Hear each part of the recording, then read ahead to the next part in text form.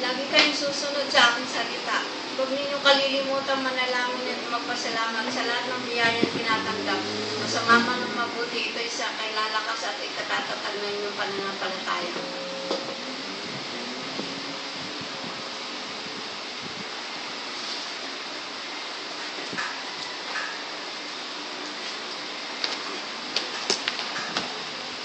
Nasa iyong desisyon ang pagtanggi sa kasalanan.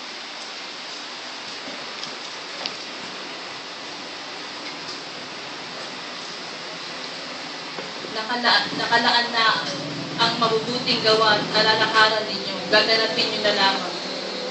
Huwag maging matigas ang inyong ulo. Baka mawala pa ang buhay na nakalaan sa inyo. Good morning mga kapatid.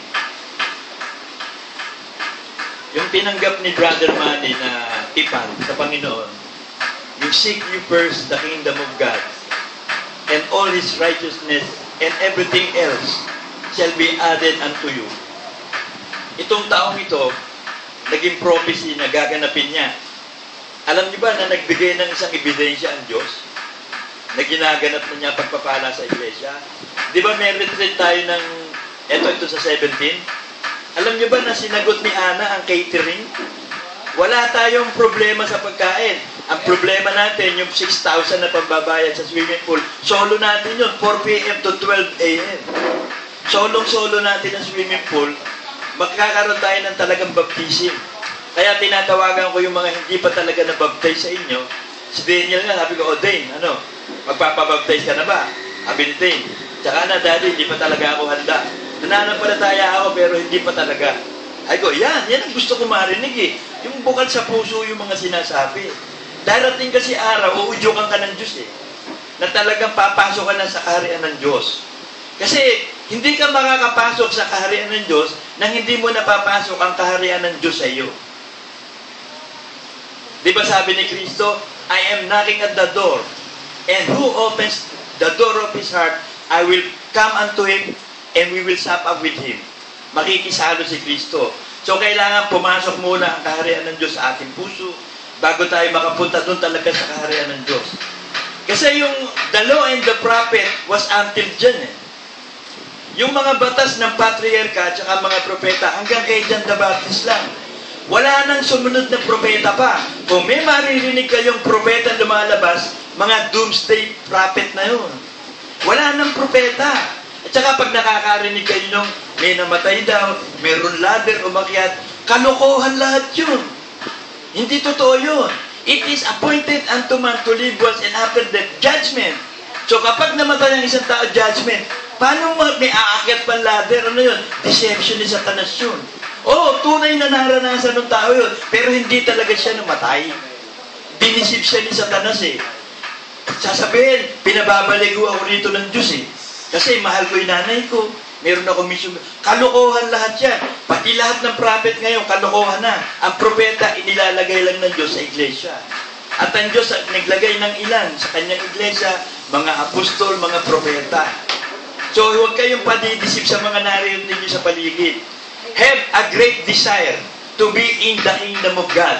Sabi nga nakahanda na yung ating lalakarin eh. Yung mabubuting gawa na naihanda na, naisulat na. Lalakaran na lang natin. Yun ang mga righteousness ng kingdom of God. What are the conditions to enter into His kingdom? First, the kingdom of God must be in your heart. Yun ang unang-una. Luke 17:21.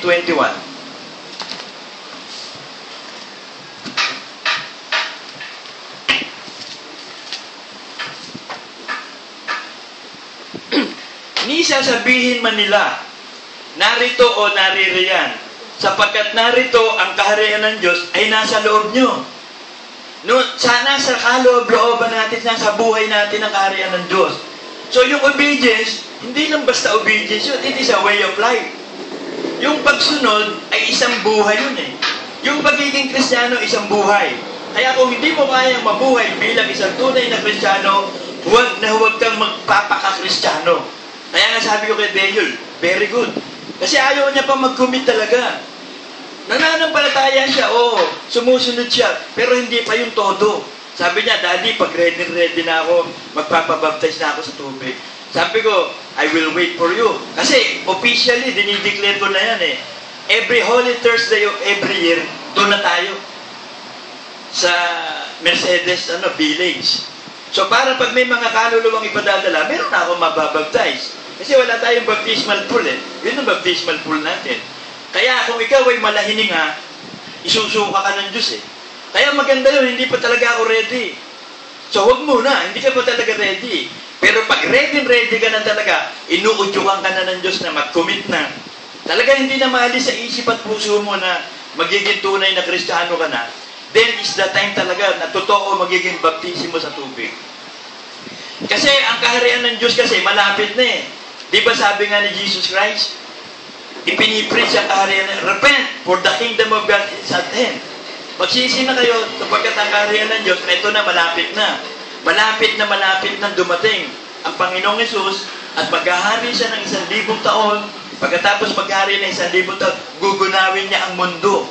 At pag ginunaw na niya ang mundo, ibababa na yung New Jerusalem, yung bahay ng Diyos sa langit, sa third heaven, gagawa ng bagong langit, bagong lupa. Yun ang pasimula ng isang buhay na walang hanggan. So malapit na yung kaharian ng Diyos na yun, na isusuko ni Kristo ang paghahari sa Ama, at ang Ama na ang maghahari sa lahat sa lahat. Sabi ng Matthew 5:3,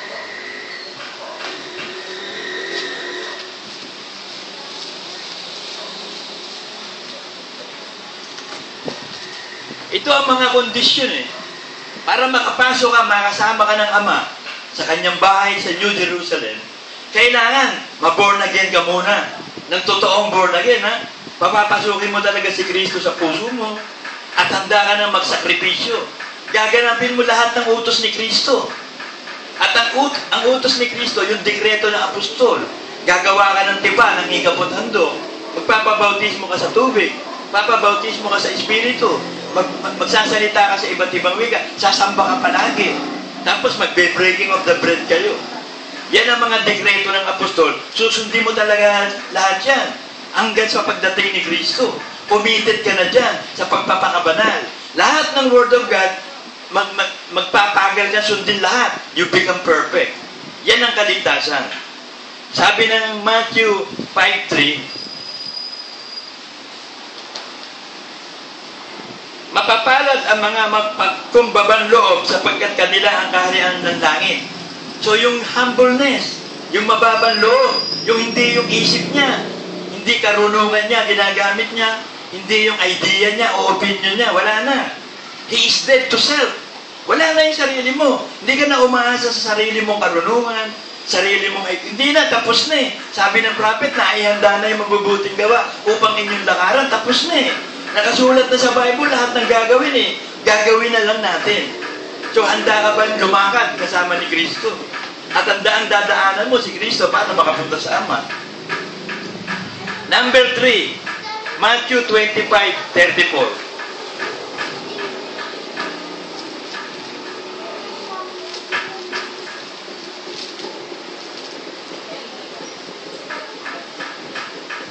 Kung magkagayon, sasabihin ng hari sa mga nasa kanyang kanan, magsiparito kayo, mga pinagpala ng aking Ama, manahin ninyo ang kahariang nakahanda sa inyo, buhat ng itatagang sanlibutan. So inihahanda na talaga yung New Jerusalem, yung kaharian ng Diyos sa inyo, sa mga tunay na mga anak ng Diyos, doon sa mga tinawag, mga hinirang, pinili, binigyan ng Espiritu Santo, tunay na naging anak ng Diyos, born of the Spirit and born of water. Ipinanganak siya ng Ama sa Espiritu, ipinanganak siya sa tubig, na ang tubig na o salita ng Diyos, ang lilinis sa kanyang buhay, ang batayanan ng kanyang buhay. Ito ang pananampalatayang nagliligtas. Magiging faithful servant ka talaga. Kaya pinagpala eh. Sabi ni Jembo sa akin, Daddy, malas naman yung swerte ko. Alam mo anak, walang malas tsaka walang swerte. Dalawa lang ang uri ng tao sa mundo. Pinagpala at saka isinumpa. Yung pinagpala, yun yung pupunta sa langit. Word ng mga believer doon, swerte. Yung isinumpa, yun ang word nila ng malas. Yun yung pupunta sa impyerno. Kaya pumunta ka doon sa pinagpala para swerte. At madali lang naman eh. Kung handa ka na talaga, isosurrender mo na ang buhay mo sa Diyos, ang lahat-lahat ibibigay mo sa Diyos, hahanapin mo nga ang kaharian ng Diyos. Kaya nga sabi ko sa inyo, ito na yung isang ebidensya na magpapatunay na pinagpala tayo ito. Perfect 7, 2014. Natatandaan ko, di ba nagpakain si Kristo sa Nag-catering? Nag-catering si Kristo, 5,000 eh. Sabi niya, alam nyo, pinanggalingan nun? 7. 5 tinapay, 2 isda. 7 din eh. Di ba itong 7 na to, biglang, alam mo, hinipo ng Diyos sa puso ni Ana. Sagutin mo ba naman yung catering? Mahal yun. For 50 person, ha? Ang kakainin natin doon, chicken finger, rolly spring, ano pa ba yun? Meaty, spaghetti, iced tea, tsaka fruit salad. Mamaya magmi-meeting tayo, ha? Kasi itong week na to, kailangan ko magbayad ng 3,000 down payment eh. Baka kasi maagaw eh. Mamaya mag-i-email na ako doon sa party needs catering para ipasa ko yung voucher na binigay ni Ana sa akin.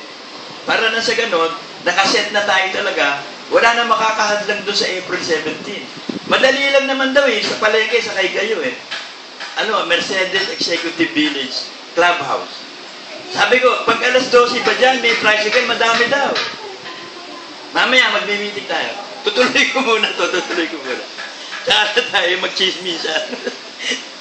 Sabi dito sa Luke 9:62. Meron ako sipon eh, tsaka ubo. Luke 9:62.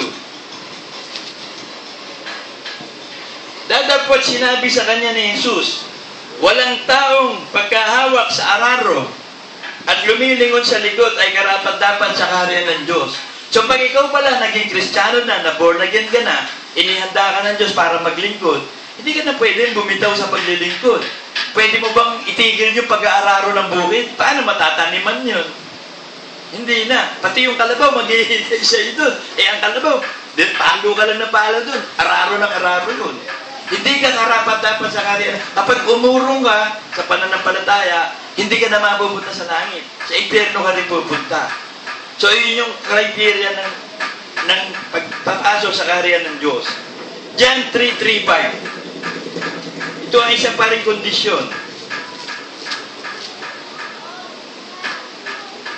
Sumagot si Jesus at sa kanya sinabi, katotohanan sinasabi ko sa iyo, maliban na ang tao ipanganak na muli, ay hindi siya makakakita ng kaharian ng Diyos. So, hindi ka makakakita, hindi ka makakamalas, hindi ka makakaunawa ng kalooban ng Diyos. Kasi ang kaharian ng Diyos, ang naghahari dyan, salita ng Diyos eh. Kabanalan ng Diyos, katwiran ng Diyos. Hindi ka makakakita, hindi ka makakaunawa. Hindi mo maintindihan kasi wala kang Espiritu Santo. Kapag ang kaharian ng Diyos pumasok sa iyo si Jesus, ang kaharian ng Diyos nasa iyo. Nasa iyo Espiritu Santo. At ang kaharian ng Diyos dito sa lupa, Iglesia, na itinayo ng Diyos, ha? Meron kasi itinayo ng tao, lahat ng religion, itinayo ng tao. Confucianism, itinayo ni Confucius. Taoism, itinayo ni Tao. Baha'i faith, itinayo ni Baha'i. Roman Catholicism, itinayo ng mga mga Romanong mga doon, mga mayayaman, mga kilalang mga tao sa Rome. Iglesia ni Cristo, sino nagtayo? Si Manalo. Sino nagtayo ng iglesia ni Eddie Soriano? Si Eddie Soriano. Si Kiboloy. Ang nagtayo ng iglesia ito, si Brother Manny ba? Hindi. Ang Panginoong Jesus, tinawag nga eh. Alam nga naman, magtatayo ka ng isang bahay, wala kang tatawagin karpintero o engineer. Para sabihin mo, ikaw ang gagawa ng bahay ko. Ito yung blueprint ng bahay ko. Basta nagtayo sila, tama ba yung ginawa nila? Totoo ba yung itinayo nilang bahay ng Diyos? Kasi ang magtatayo ng bahay, yung may-ari. Kukuha siya ng mga karpintero, mga engineer, arkitekto. Sasabihin niya sa kanya kung ano dapat gawin sa bahay niya. So, yun ang kaharian ng Diyos sa lupa. So, ang paghahari ng Diyos, mag-ahari sa mga tinawag, sa mga pinuno, sa mga isinugo din.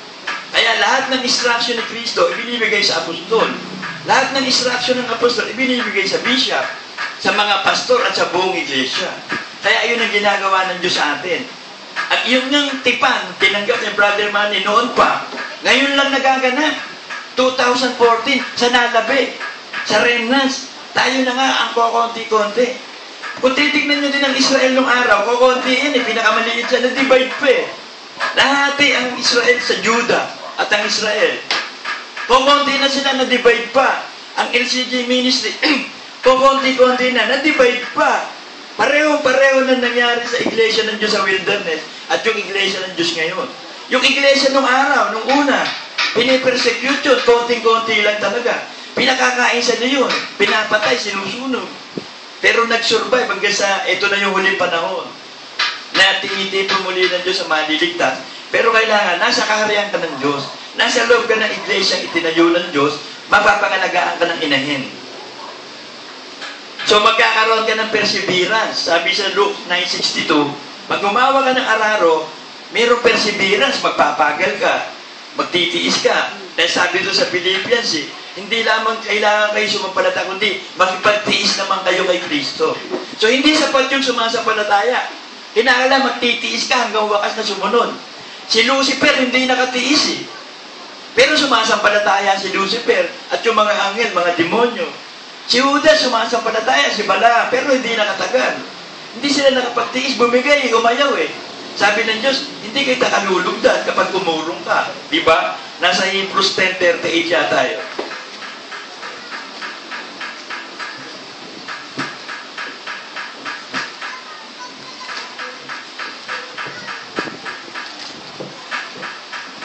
Tama, Hebrews 10:38. Pero simulan natin sa 36. Sapagkat kayo nangangailangan ng pagtitiis, upang kung inyo magawa na ang kalooban ng Diyos at kayo tatanggap na ng pangako. Sapagkat sa madaling panahon, siyang pumaparito'y dumarating at hindi na magluluwag. Ngunit ang aking lingkod na matuwid, nasa iyo ang kaharian ng Diyos, ibig sabihin matuwid ka, ay mabubuhay sa pananampalataya. Susunod ka sa utos ni Kristo, sa lahat ng righteousness at kalooban ng Ama kay Kristo. At kung siya'y umurong, hindi ka lulugdan ng aking kaluluwa. O pag umurong ka, hindi ka kinalugdan. Pag hindi ka kinalugdan, lagandali ka pa sa langit.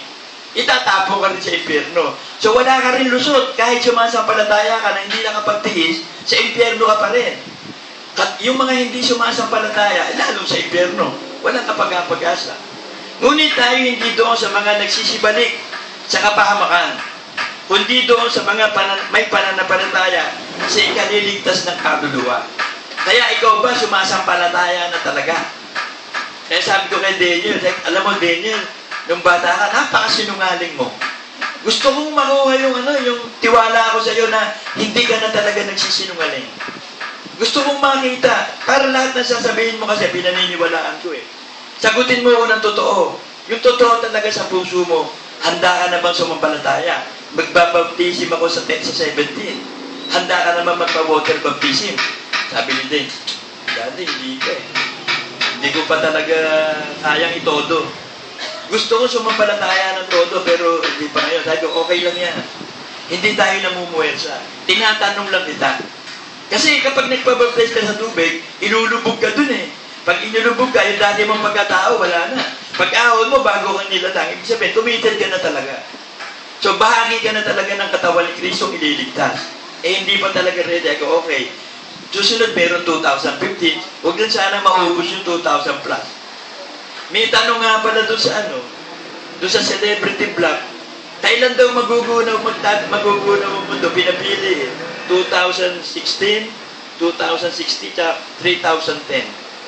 Yung kay Alien, kay Brad Pitt. Malapit-lapit yung kay Brad Pitt, 3010. Kasi yan talagang pagkagunaw ng mundo, halos nandun talaga sa 3010 eh. Ayon kay Isaac Newton daw, 2060. Yung scientist ni si Isaac Newton. Kasi pag inumpit mo talaga, katulad ngayon, 2000, 14. I-plus mo yung 7 years, di 2021. Tapos, 1,000 taon pa, di 3021 na. O ngayon, ilang taon pa kaya ang darating? I-add mo dun yun sa 3021 para dumating si Kristo. Palagay mo ba may 5 years pa, 10 years, 7, 20? Palagay mo 20. Eh di 3027. Ang end of the world. So malapit-lapit yung 3010 na yun na ewan ko sino nagsagot mo. Pati yung end of the world, kino-contest na ngayon. Balik tayo dito sa page 6. Acts 14:22.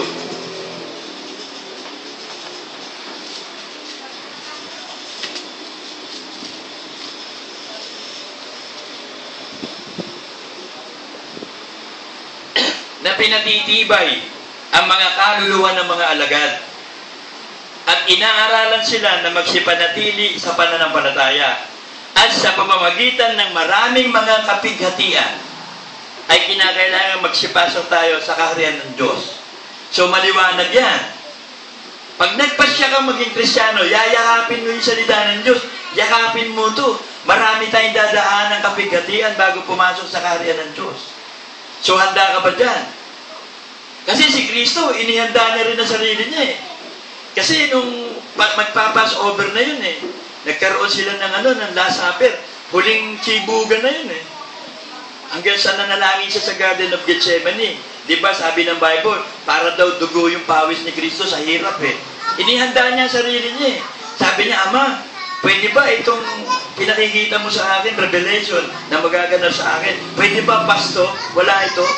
Pero not my will, but your will be done. Tinanggap ni Kristo yung lahat ng kapighatian dadaanan niya. Ipinakita sa kanya eh, lahat eh. Lalagyan siya ng koronang tinik. Tapos gugulpihin siya ng 600 soldiers. Sasabunutan, duduran, gugulpihin. Tapos lalatiguin ng 30 siya. Tapos pabubuhati ng krus, hindi naman niya mabubuhat. Pagkatapos mauuhaw siya, hindi pa iinumin ng tubig. Yung mga vinegar ay paiinom. Tapos mamamatay siya dun sa krus. Hirap na buhay. Sabi niya, pwede ba, Pasto? Pero hindi. Ito talaga, tinanggap niya. Kaya, en consummatume, sabi niya. Tapos na, it is finished. Natapos yung mission. Tayo, matatapos na itong mission na ito. Malapit na. Konti panahon na lang, tapos na ang mission natin. Pero marami tayong consummation. Kaya, ngayon, medyo, paano muna tayo? Tiis-tiis muna. Kasi bago natin matapos yung mission na yun, maraming consummation. Kasi napakaraming kapighatian. Kasi sabi ni Pablo pinupunan ko sa aking katawan ang kakulangan ng hirap ni Kristo. So ibig sabihin, yung hindi naranasan ni Kristo ang hirap, ipararanas sa atin. Kaya si Pablo nakaranas Meron siya sugat na hindi gumagaling Pwedeng diabetes yun o cancer of the flesh. Kasi hindi gumagaling ang sugat Kung diabetes naman, may possibility. Pero hindi na-check ni Luke Yung doktor umaasa din si Luke sa Lehans Pero nung bandang uli, lagi na sila nagkakasakit lahat So ibig sabihin, kahit manobgad ka, dadahan ka sa marami, at magkakasakit ka talaga. Si Timothy, ang dami din mga sakit yan, lahat sila. Ako nga, ginagamot ko lang sa hyperacidity ko, ang hirap pagalingin Yung isang shot lang ng red wine, effective Isang shot ka lang ng isang red wine sa umaga, isang red wine sa gabi. Gumaganda yung takbo ng hyperacidity. Pag yung gamot, hindi kaya Kasi ipinacheck ko yung yung ilong ko kasi may diferensya Ipinacheck ko doon sa sa Rizal Medical Center. Dichinek. Ang nakita ng doktor, hindi yung diferensya sa ilong Grabe daw yung hyperacidity ng tiyan ko. Sabi niya, grabe ito, parang monster. Grabe yung acid ng tiyan. Sabi ko, paano ba yan? Matagal na gamutan yan. Ang hirap gamutin yan Mahaba-habang gamutan. Sinabi sa akin lahat ng mga bawal. Halos lahat bawal Lahat bawal. Pati tsaa bawal. Kape bawal. Red wine bawal. Hindi na. Ang sinunod ko na lang yung Bible. Uminom ka ng konting alak. Timoteo, makakabuti sa tiyan at sa madalas mong pagkakasakit. Masigurado to kaysa to sinabi ng doktor Bible to Sigurado sinasabi ng salita ng Diyos. James 2:5.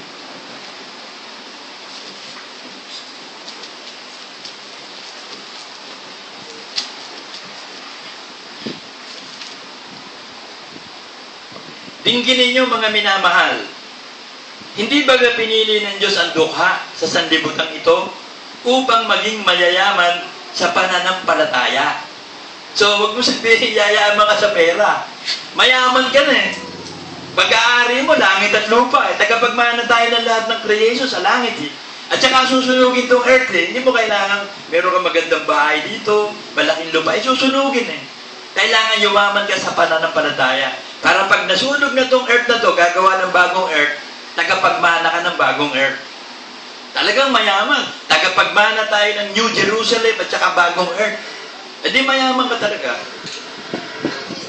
At mga tagapagmana ng kahariang ipinangako niya sa mga nagsisiibig sa Kanya. So yung kaharian ng Diyos, na nakatira ang Ama doon at si Kristo nandun. Dalawa pa lang ang nandun, ha? Ang Ama nakaupo sa kanyang trono at si Kristo nakaupo sa kanang trono ng Ama. Di ba nakita yun ni Stephen? Nung patayin siya sa paglilider ni Saul, ni Pablo, pinatay si Stephen, stone to death eh. Sabi ni Stephen, nagdungo ka sa langit. Natakot yung mga Pariseo. Nakita ko ang anak ng Diyos, tumayo. Sinisilip siya, tumayo, nakaupot, nakatayo eh. Siguro, tinignan ni Kristo, gano'n na. Nakatayo sa kanang trono ng Ama. Naku, doon nagalit lalo mga Pariseo, pinagbabato. Siguro kasi lalaki nung hollow blocks na yung binabato para patay agad. Naunga sila lahat. Bilay mo mamatay sa... Tapos sabi pa niya ni Stephen, Ama, huwag mo pong ibilang na kasalanan ito sa kanila. Biruin mo, napakabanal na tao. Pinapatay na. Samantalang tayo, chismis lang, galit na tayo. Yun, pinapatay na, sabi, Panginoon, huwag mo ibilang na kasalanan to sa kanila. Hindi nila alam ang ginagawa nila. Ganon din si Kristo, di ba? Sabi niya, Ama, patawarin mo sila, hindi nila nalalaman ang kanilang ginagawa. Hindi talaga nila. Kung nalalaman nila, bakit nila ipapapako si Kristo? So, hindi alam eh. Kaya, pag may gumagawang masama sa atin, mga tao, hindi nila alam ang ginagawa nila. Masamang espiritu yun eh. Ginagamit ng masamang espiritu sila para i-persecute tayo. Kaya, ang kaaway natin, hindi yung mga flesh and blood eh, masamang espiritu.